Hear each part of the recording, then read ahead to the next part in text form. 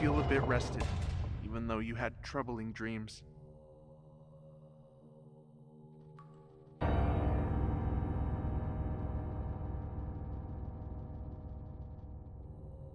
The smell of gore and flesh fills the damp air. There is a pile of corpses and guts here. There is a pit leading to the darkness. Cool air blows from the hole. Investigating, you cannot see the bottom of the pit. If you'd had to guess, the pit seems to open up a little, judging from the distant echoes. You hear faint sounds from ahead. Even the smallest noises echo in this hall.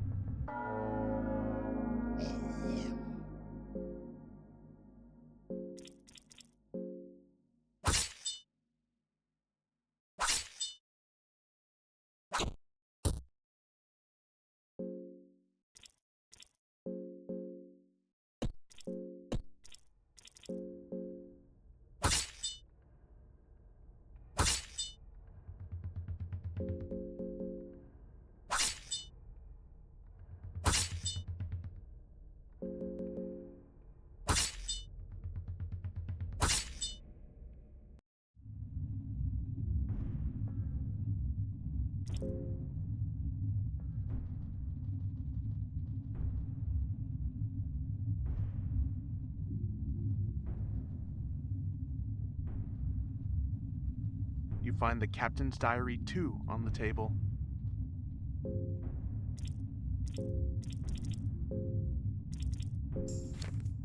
Captain Rosimer, 30th of April, 1590. It was a mistake to take this position in these dungeons. It's next to impossible to keep any kind of order among troops here. There are powers at play that we, as mere mortals, cannot fight against. I've come to accept the madness. A naked prisoner crucified on a sacrificial statue with his guts hanging out? Just another day in the dungeons. More and more troops committing suicide every day. More food for those left. Orders to let some cultists do their wicked rituals here. Anything goes. All the gore and macabre scenery has become trivial to me. The high priest demanded that we give them our prized prisoner. The captain of the mercenary army, the guard of the midnight sun. I hesitated at first. After all, his worth in propaganda alone cannot be underestimated. But those priests somehow convinced higher-ups of their ways. The guard was transferred to the lower levels below the mines. I have no idea what is the purpose behind this. Nothing good can come out of it, but orders are orders. I feel bad for the poor man. It's obvious the kingdom of Rondon backstabbed him, just because he was gaining influence at such a rapid rate. And now, his story ends here, defiled in some unholy practices.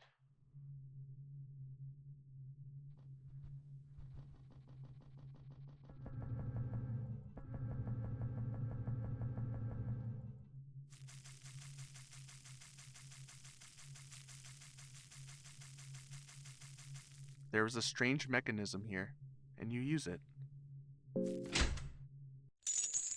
Vast darkness embraces you with its cold emptiness.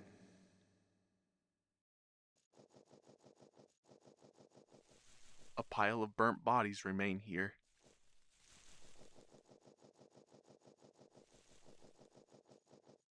There is a huge creature chained on the wall. It's all dried up, but it's uncertain whether it's alive or not.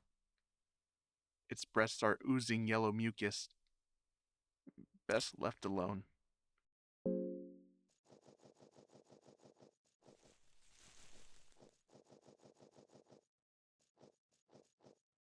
Well, hello, stranger. How are you doing on this wonderful day? What's so wonderful about it? New day brings new challenges. What is life without challenges? Life is peculiar like that, What are you doing here? Straight to business, huh? Enough small talk. Fair enough. I'm a merchant of sorts. I sell precious items and weapons for those in need. The funny thing is, though, I don't want your gold or silver in exchange. I will trade items for human children. Bring them to me, and I'll make it worth your while. My pockets are very deep, you see.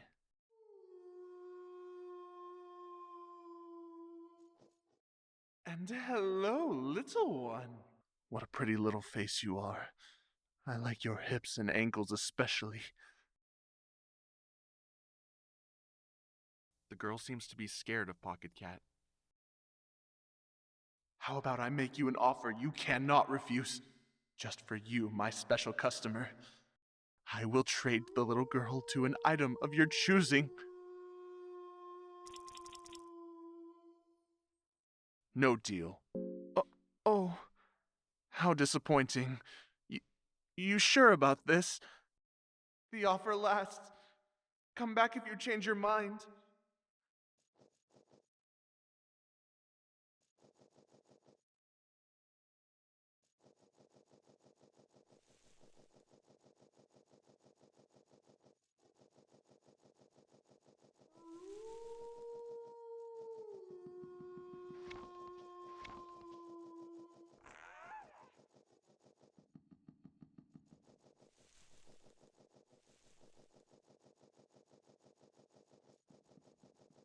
You feel a terrible presence entering these dungeons.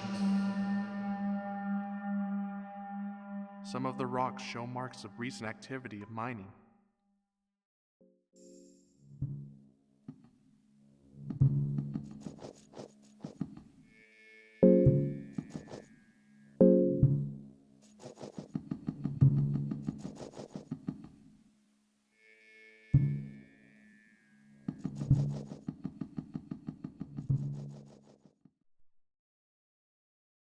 You notice a person kneeling in the darkness. The person doesn't seem to radiate immediate danger or aggression, and your presence seems to remain hidden. You show yourself. You step out of the shadows. Oh, new visitors. My name is Nosramus. I'm an alchemist living down here. Pleased to meet you. You cannot quite tell if the alchemist is a woman or a man. Something about their stature seems almost otherworldly or ancient. Nice to meet you, too. The white-haired alchemist gives you a smile that seems almost too genuine. My apologies. I left a kettle on and I'm in a bit of a hurry. Let's meet again. The person disappeared into the darkness. The echoes of their footsteps sound distant before vanishing completely into the thin, moist air.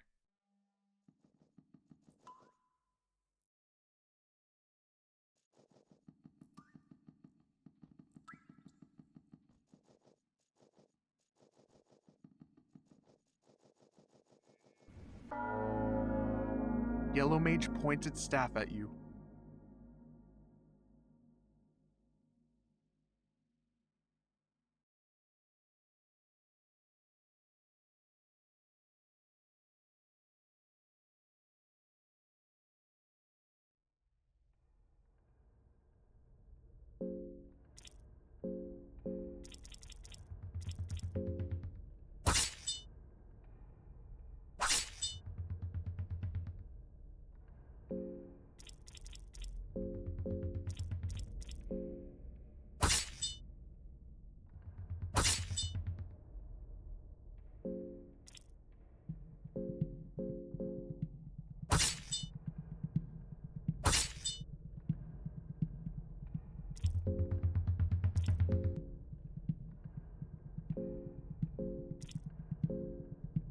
You try talking to the Yellow Mage.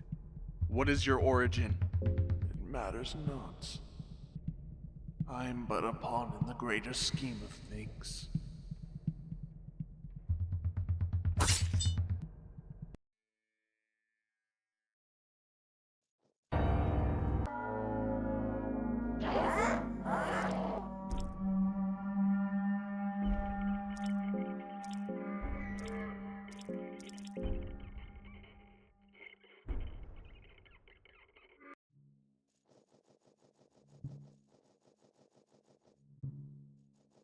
There's a human head impaled on a tribal spear. The head is aligned in a way that is meant to intimidate passerbys. You hear the sounds of a struggle coming from above. You could just turn away and not take part in this.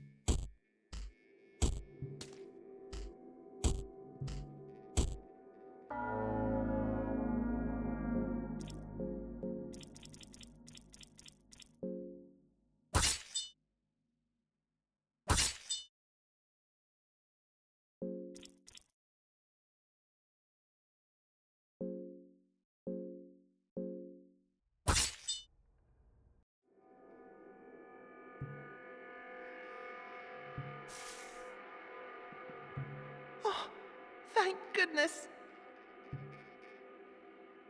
Do you know what they did to me? I cannot talk about it. No. Thank you for your help 1,000 times. Without you, I'd be dead by now. What happened here? I found this underground village full of those things. They live in savage ways. They are but a pack of heretics.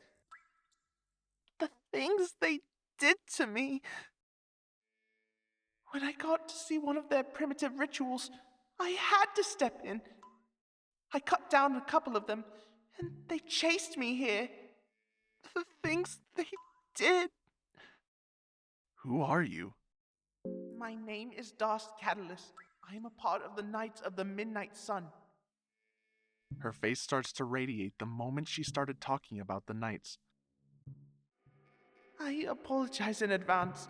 My manners might seem a bit strict for lowly commoners. I originally had an uprising in the kingdom of Rondon as a royal knight before leaving with the Knights of the Midnight Sun. What are you doing down here?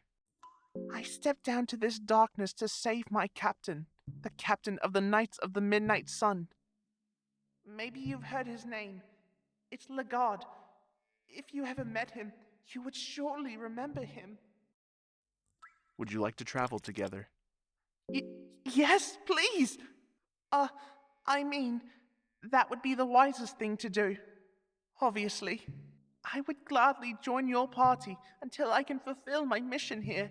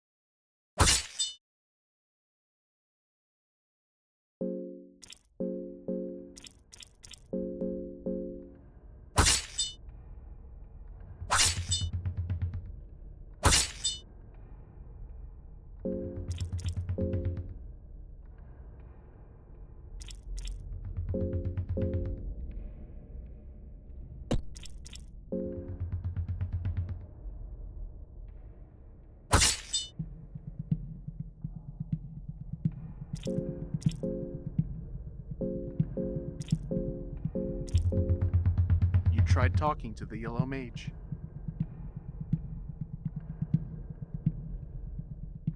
What are you doing here? This is part of my training. I am still too ignorant about the greater scheme of things.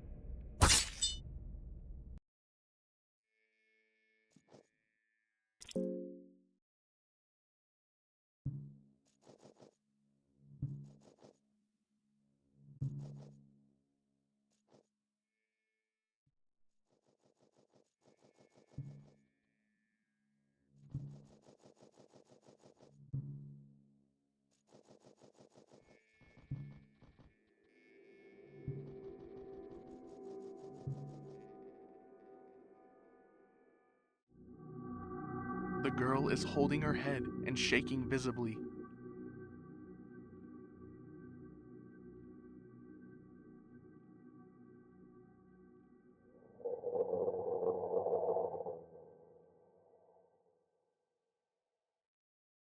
She seems hesitant in continuing it all. Is something wrong? The girl is looking at you with teary eyes. She looks to be in complete shock. Don't worry.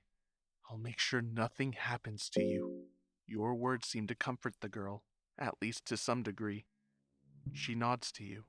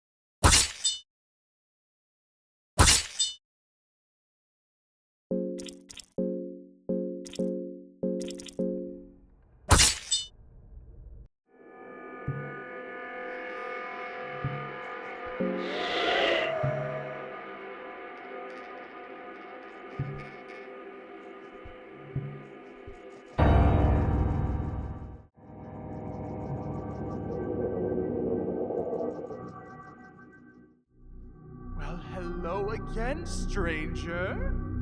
It hasn't even been that long, has it, my friend? There has been something bothering me lately.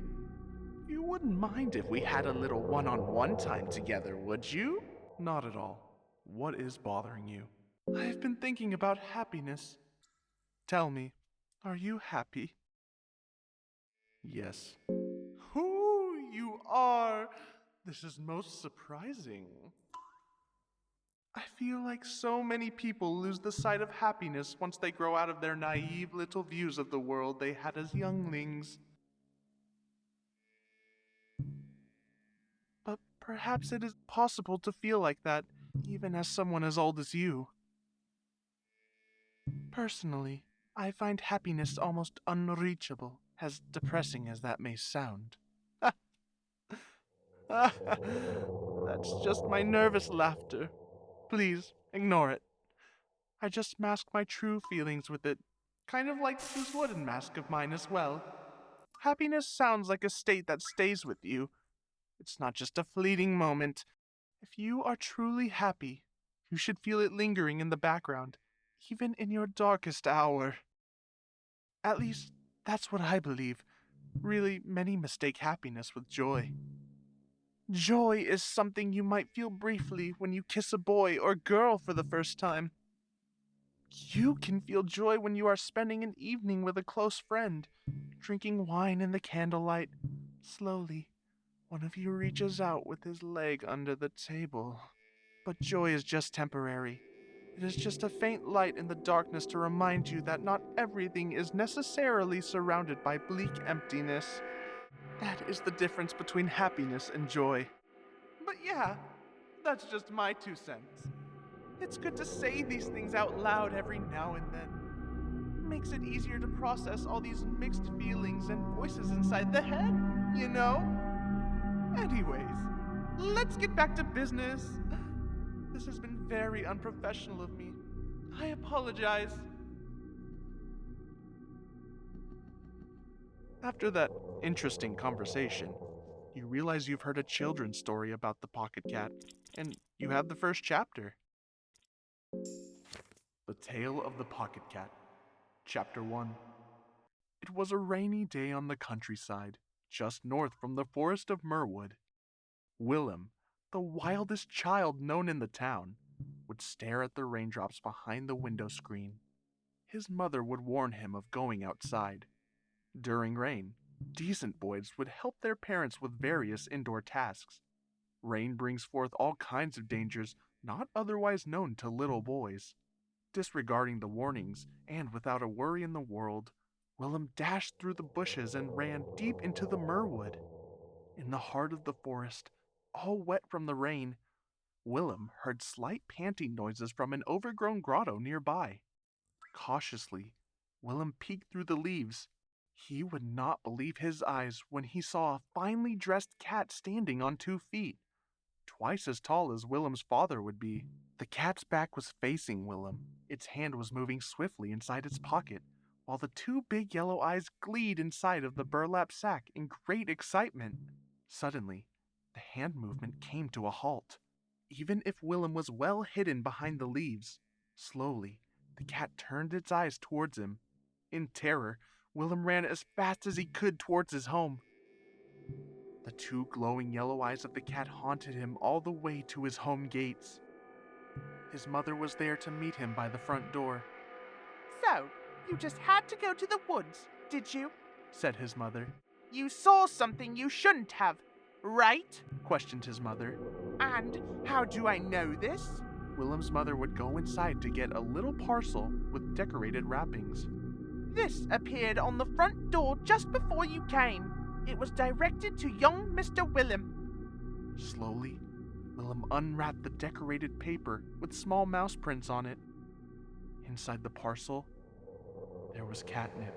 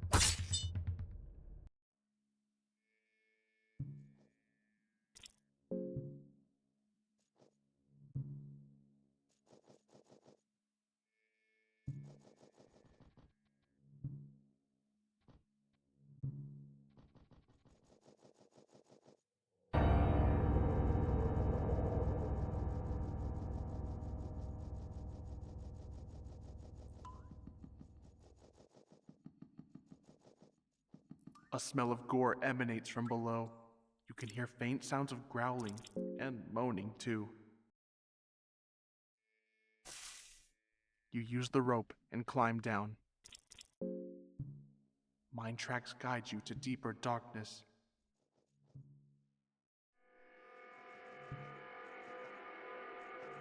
Celebration of flesh. I want more.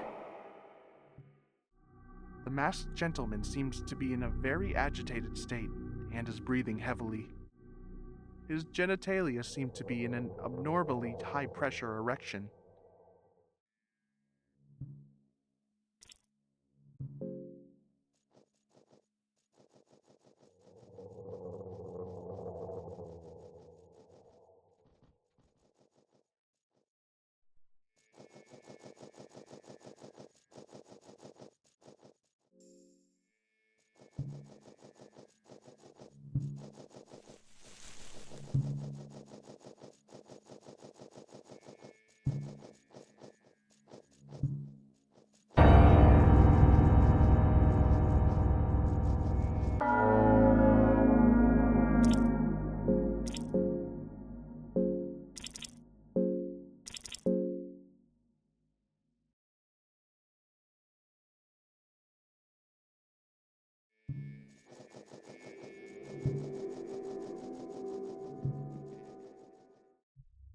You are already way too deep. The darkness is too much.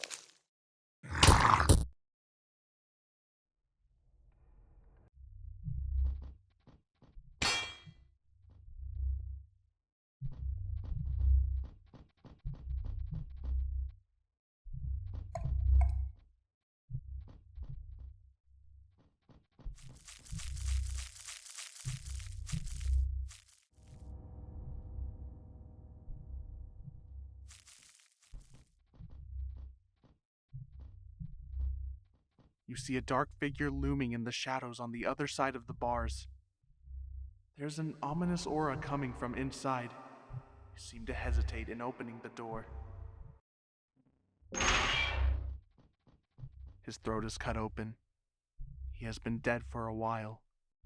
This is the man you came here for, which means that your initial mission has failed. Darst took a step closer to the man. No! This cannot be! Darst seems to be trembling and terribly shaken emotionally. Did you know this man? She clearly tries to keep tears from flowing. Yes! I loved him. Darst starts crying uncontrollably. You fear something in these dungeons hears Darst's loud cry. The girl kneels next to the man. She seems to recognize him from somewhere. There's a slight glimmer in her eyes, resembling a teardrop. Your task in the dungeons is done. There is little to no reason in staying here any longer.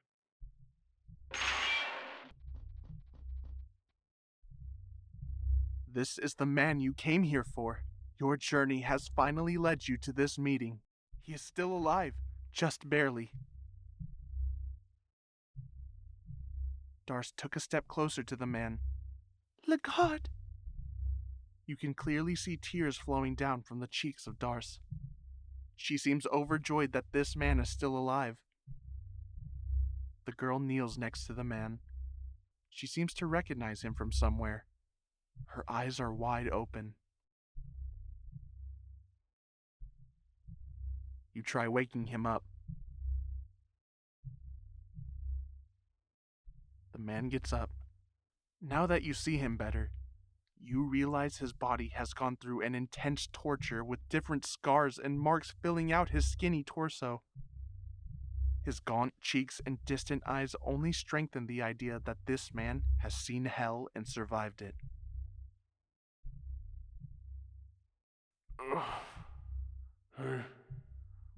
What? Lagarde, I'm so glad to see you. Darce has trouble making out any words behind her flow of tears. Legard? I can't remember much, but yes, that is my name. You don't remember? I don't remember anything besides my name. I seem to have amnesia. You suspect that it's the trauma of the tortures this man has gone through that has erased his memories. Lagarde looks at the girl and seems to recognize her. The girl looks back at Lagarde. I don't want to stay here. That much I know for certain. But I feel pretty weak. Do you think I could join your party for the time being? Yes. Lagarde joined your party. It's an honor.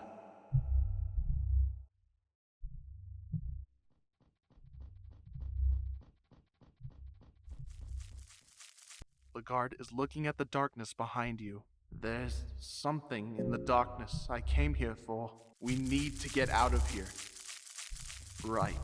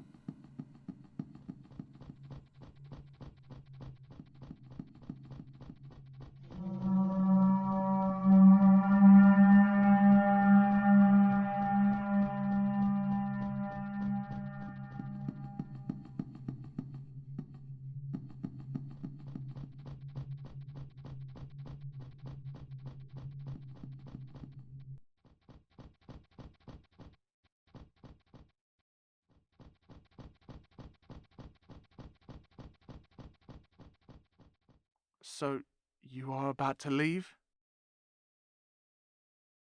I'm afraid we must part our ways here. I still have unfinished business in the darkness. What do you mean, Legard? I can't explain it here, but I must go. Fine. I'll go with you. I must leave this place. Farewell.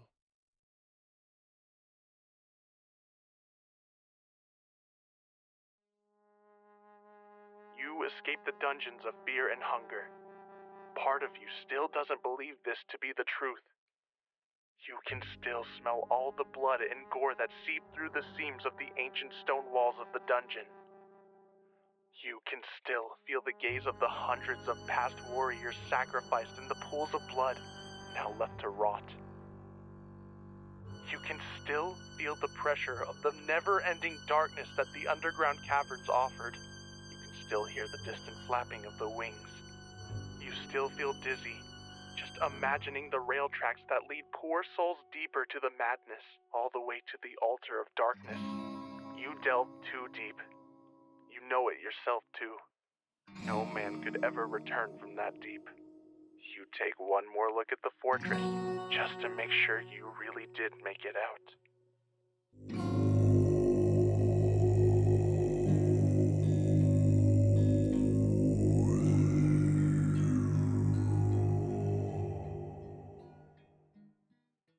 What an ending. We lost our bounty. We lost our minds, and the dungeons probably never left us. What did Legard see in that darkness? I feel we could go back. Maybe delve deeper. Go with him. There's something in the darkness I came here for. What is it? The ancient city. There is a strength there. Strength? I can't explain exactly. It's more like a feeling. You remember, you found a book telling of an ancient city, Mahabre. The sights of Mahabre. You have seen them too, haven't you? In your dreams, you wander for one lifetime with silhouettes of this city in the horizon. You have seen the twin towers that rise next to a black night sky. Those macabre obelisks telling tales of some older, more cruel age. You have seen the grand gate with its maddening murals and spiral patterns beyond understanding. It's not like the sound of the wind howling between those hollow streets wasn't enough. You also hear the sound of local residents, even while all comprehension would dictate that this place is long abandoned. You can still hear them. You are not alone in this vile part of the world. In your dreams, you have seen it, haven't you? The city of Mahabre, the city of gods. Did you know? It exists here,